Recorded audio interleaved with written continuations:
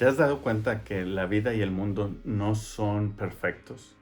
Que existen cosas que ocurren que no son muy buenas o que no son como debieran ser. Sin embargo, la palabra nos dice que cuando Dios hizo los cielos y la tierra, cuando Él terminó su creación, todo era muy bueno. Entonces, ¿por qué las cosas parecen no estar tan bien? ¿Por qué las cosas no son tan buenas? Acompáñame y te hablaré de la caída, de cómo fue que esto ocurrió, por qué las cosas no son tan buenas y qué fue lo que Dios hizo para arreglar esta situación.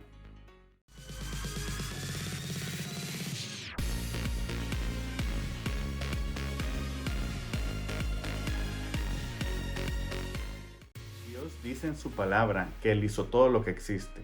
En Génesis 1 y 2 establece cómo Él hizo los cielos y la tierra, cómo creó los seres vivos, y al final de todo esto Él nos dice que todo era muy bueno. Pero estarás de acuerdo conmigo que las cosas no son así, que existen guerras, que existen injusticias, que existe hambruna, que existe enfermedad. ¿Cómo es que llegamos a este punto? La verdad es que la palabra nos explica, la palabra nos dice en Génesis 3 lo que algunos teólogos denominan como la caída o el pecado original, que básicamente es la desobediencia de nuestros padres Adán y Eva ante una instrucción que Dios les dio. De todos los árboles del jardín del Edén podían comer, sin embargo, del árbol del bien y del mal no debieran comer. Lo que nos cuenta la palabra es que la serpiente, Satanás, engañó a Eva con ideas en contra de Dios, llevándolos a que desobedecieran directamente la instrucción que Dios les dio, comer del fruto del bien y del mal.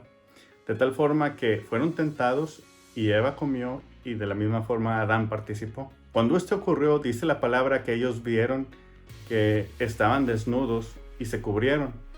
Escucharon que Dios estaba en el jardín, tuvieron miedo y se ocultaron. Cuando esto pasó, Dios habló con ellos y les explicó cuáles eran las consecuencias de su desobediencia. Lo cierto es que el pecado, al entrar en la creación, hizo muchas cosas, pero podríamos decir que principalmente generó conflicto, división.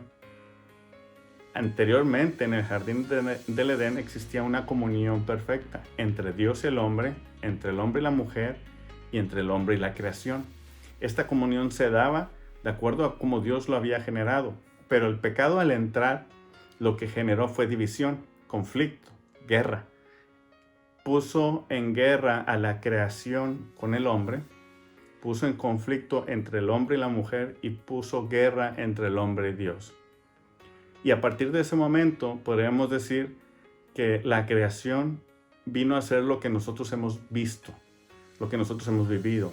Vemos que existen hombres en guerra, vemos que existen hombres divididos, vemos que existe la guerra de los sexos entre el hombre y la mujer, vemos que existe la creación en contra del hombre a través de enfermedades, catástrofes naturales, destrucción de la naturaleza por parte del hombre, y vemos al hombre en rebelión y en guerra contra Dios.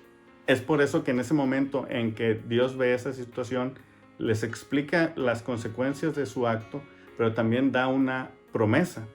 Y prácticamente es la primera referencia que se tiene de un proceso de salvación, de cómo Jesús vendría a ser el Salvador y vendría a traer victoria sobre la serpiente y sobre el pecado y sobre la muerte. Esto es bien importante porque la verdad es que a través de Cristo encontramos el ministerio de la reconciliación, nos diría Pablo después, porque en Cristo se restablece la comunión que existía entre el hombre y el Dios. En Cristo se restablece la relación entre el hombre y la mujer, y en Cristo se restablece la relación entre la creación y el hombre.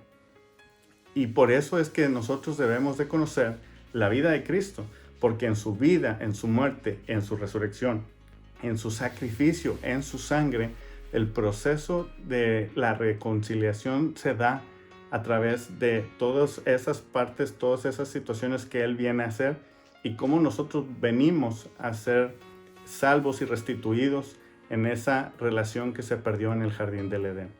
Te pido que dejes tus comentarios. Si tienes alguna duda o alguna pregunta, por favor házmela saber. ¿Qué otros temas te gustaría platicar?